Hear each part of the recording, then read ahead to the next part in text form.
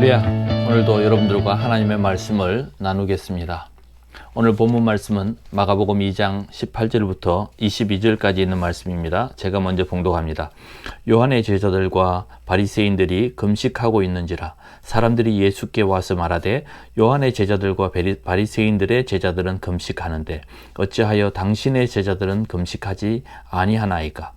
예수께서 그들에게 이르시되 혼인집 손님들이 신랑과 함께 있을 때에 금식할 수 있느냐? 신랑과 함께 있을 동안에는 금식할 수 없느니라. 그러나 신랑을 빼앗길 날이 이르리니 그날에는 금식할 것이니라. 생배 조각을 낡은 옷에 붙이는 자가 없나니 만일 그렇게 하면 기운 새 것이 낡은 그것을 당기어 헤어짐을 더하게 되느니라. 새 포도주를 낡은 가죽 부대에 넣는 자가 없나니 만일 그렇게 하면 새 포도주가 부대를 터뜨려 포도주와 부대를 버리게 되리라. 오직 새 포도주는 새 부대에 넣느니라 하시니라. 아멘. 오늘 말씀은 내가 바리새인은 아닌가 하는 제목으로 말씀을 나눌까 합니다. 오늘 이 본문 말씀에 바리새인이 나옵니다. 그 바리새인이 예수님의 제자들에게 당신들은 왜 금식하지 않느냐 라고 이야기할 때에 예수님께서 여러 예화를 통해서 대답을 해 주었습니다. 저는 어릴 적에 처음 신앙생활을 하고 어린 시절이라 잘 몰랐습니다. 그래서 형들이나 누나들이 하는 대로 그 신앙의 생활들을 보고 따라 했습니다. 그래서 알지도 못하면서 철야기도도 나가고 그리고 산상기도 그러면서 밤에 올라가서 캄캄한 밤에 무섭지만 나무를 붙잡고 그 뿌리를 뽑겠다는 심정으로 흔들어가면서 기도했던 생각이 납니다. 그리고 강대상 앞자리 첫 자리가 복자리라 그래서 그 금자리라고 하는 앞자리가 제 예배 시간의 자리였습니다. 그렇게 보고 배웠습니다. 주일이면 공부해서도 안 된다 그래서 밤 12시까지 기다렸다가 월요일이 오면 공부했던 기억이 있습니다. 그렇게 가르쳤던 목사님들이 요즘에는 그러한 말을 하지 않습니다. 왜일까요? 세상이 달라졌거든요. 그리고 이 성경 해석이 시대적 상황을 반영해서 이 사회적 현상에 따라서 교회도 이 가르침이 달라지고 있습니다. 오늘 이 본문 말씀에 보면 율법을 따라서 금식을 해오고 이 바리새인들과 요한의 제자들이 금식을 하고 있으면서 비판 아닌 비판을 합니다. 왜 예수님의 제자들, 당신들은 금식하지 않습니까? 그래서 예수님은 대답합니다. 혼인집에 있는 손님들이 신랑과 함께 있는데 금식할 수 없고 신랑이 지금 얼마나 기쁘고 소망된 시간인데 금식을 할 수 있겠는가? 그러나 신랑을 빼앗기는 날에는 금식해야 한다고 가르쳐 줍니다. 그리고 생배 조각, 새 헌옷에 새 조각을 붙이면 그 헌옷이 헤어진다 라는 것을 가르쳐 줬고 또 새 포도주를 만약에 낡은 부대에 넣으면 나중에는 이 포도주가 숙성하면서 뻥 하고 터져버리는 그런 일이 생긴다라고 예를 들어서 가르쳐 줍니다. 근데 예수님께서 이 예를 들으시면서 이 바리새인들에게 하신 말씀이 무엇일까요? 그 바리새인들은 제자들이 금식하지 않는다고 질책하며 질문했습니다. 그리고 이 제자들은 지금만 하는 것이 아니라 전에도 했습니다. 앞서서 말씀드린 대로 중풍병자를 데려왔던 내 친구들과 함께 했던 그때에 예수님께서 죄 사함을 받았다라고 말하니까 그들이 욱했습니다. 욱하는 그 대답에 예수님께서 그 죄 사함을 받았다는 말과 내 상을 들고 가라라고 하는 말 어느 것이 더 쉽겠느냐? 이 바리새인들은 생각했습니다. 당신이 누군데, 당신이 뭔데 죄를 사하느냐? 그 율법적인 생각이 계속해서 의문과 공격을 가졌습니다. 나중에는 세리 레위의 집에 들어가서 그 죄인들과 함께 먹고 웃고 마시고 할 때에도 이들은 불편해했습니다. 결국 마가복음 3장 6절에 보니까 이렇게 기록합니다. 바리새인들이 나가서 곧 헤롯 당과 함께 어떻게 하여 예수를 죽일까 의논하니라. 결국은 이들은 예수님을 죽이기까지 그들의 마음에 분을 품었습니다. 바리새인들이 금식할 때에 왜 예수님께서 그들의 금식을 지적하셨을까요? 마태복음 6장 16절에 보니까 예수님은 말씀하셨습니다. 금식할 때 너희는 외식하는 자들이 슬픈 기색을 보이지 말라. 그들은 금식하는 것을 사람에게 보이려고 얼굴을 흉하게 하느니라.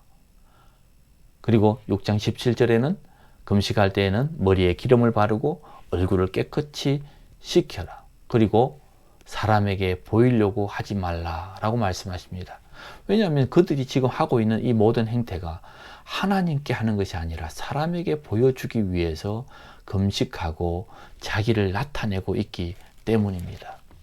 저는 이 말씀을 보면서 지금 요즘의 그리스도인들의 신앙생활의 기준을 한번 생각해 보았습니다.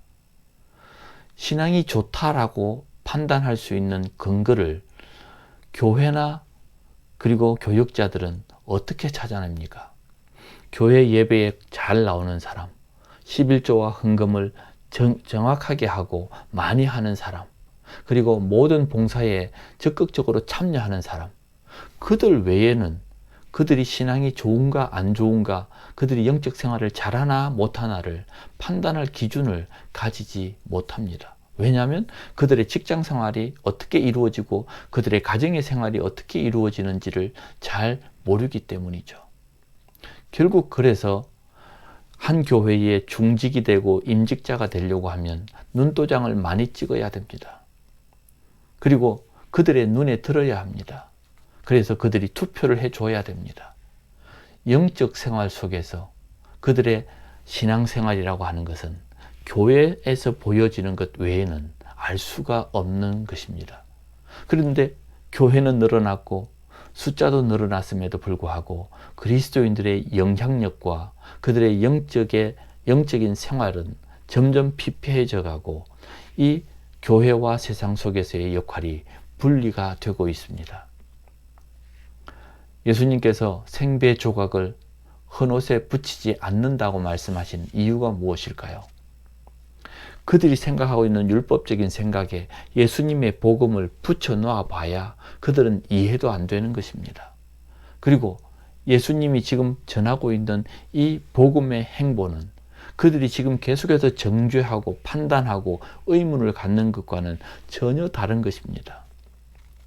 그렇다면 한번 생각해 보십시오. 우리의 신앙 기준, 우리가 생각하는 영적인 사람의 신앙의 기준이 예배를 잘 나오는 것이 전부인데, 우리가 생각하는 영적인 사람은 세상에서 빛이 되고 좋은 영향력을 끼칠 수 있는 그리스도인이어야 되는데 우리는 전혀 볼 수 없고 그들을 판단할 길도 없는 것입니다. 그러다 보니 우리 주변에 있는 많은 임직자들이나 지도자들이 정말 한정되다 보니 그들을 계속해서 중직자 자리에 올리고 또 그들이 교회 안에서 때로는 문제를 일으키고 결국은 제가 전에 예를 들었던 그런 한 교회의 어느 장로님의 이야기처럼 어쩌다 중직에 올라서 교회를 더 어렵게 만들었던 그런 지도자를 어쩔 수 없게 뽑게 된 것입니다. 지금은 옛날에 우리가 해왔던 신앙생활이 이제는 다 달라졌습니다. 자, 밤새 하는 철야 기도도 없어졌습니다. 그리고 새벽 기도 대신에 아침 기도도 대신합니다. 그리고 저녁 수요 예배 대신에 아침 수요 예배로 바뀐 것이 많습니다. 저녁 예배가 없어졌습니다. 그리고 대신방이나 그리고 수련회나 전도대회나 이런 것들이 점점 없어지거나 달라졌습니다. 왜 그렇습니까? 시대가 변했거든요. 거기에 맞춰서 그들의 사회생활과 인생의 삶의 사이클 속에서도 그들은 변했거든요. 그렇기 때문에 우리가 지금 좋은 신앙의 말 그리고 신앙생활이라고 하는 기준들이 이제는 달라져야 합니다. 제가 간혹 선교지에서 선교팀을 받으면서 느끼는 생각이 있습니다. 정말 변하지 않는구나. 선교팀이 준비한 태권도 시범, 부채춤, 파워댄싱 이런 것들을 꼭 해야 한답니다. 무대를 만들어 달라고 한답니다. 그리고 선교지에 와서 새벽 기도가 없고 아침에 모여서 함께 큐티를 하고 기도를 하면 새벽 기도회가 없다고 불평하는 사람들도 있습니다. 그리고는 정말 그들에게 필요한 것들을 주기보다는 내가 주고 싶은 것을 꼭 주고 와야 하는 것입니다. 이런 자기중심적이고 보여줘야 되는 모습들이 바리새인의 모습은 아닌가 생각하게 됩니다. 우리는 지금 이 시대에 좋은 그리스도인들을 더 양성하고 그들에게 더 좋은 영향력을 끼치기 위해서는 그들이 회사에서, 학교에서, 그리고 그들의 사업체에서 어떻게 생활하고 어떻게 판단하고 어떻게 그리스도인들의 삶을 살아야 될 것인가를 그들에게 필요한 말씀과 그런 영적 지도를 해야 함에도 불구하고 교회가 하고 있는 성경 공부의 제 한계는 계속해서 12제자의 이름을 외우는 것과 지명을 외우는 것과 성경에 나오는 이야기들을 나열하는 그런 성경 공부를 하고 있습니다. 그러니 그들은 세상에 나가서 적용할 수 있는 영적인 지혜로 배울 수 있는 그런 말씀들이 부족한 것이 사실입니다.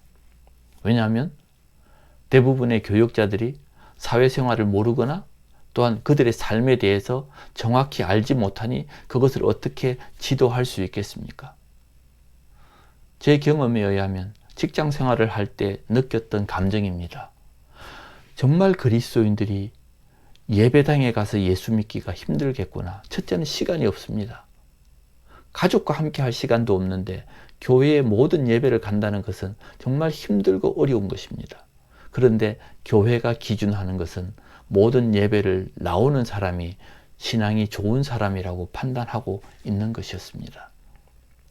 분명히 우리의 사고방식과 우리의 신앙의 기준이 그리고 말씀을 가르치고 또 지도하는 것이 이 시대에 맞도록 바뀌어야 할 것입니다.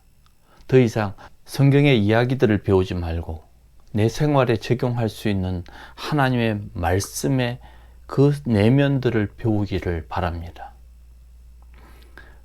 복음 전파의 사명이 점점 식어져 가고 있고 우리의 바리새인적인 예배의 형식만 살아가고 있습니다.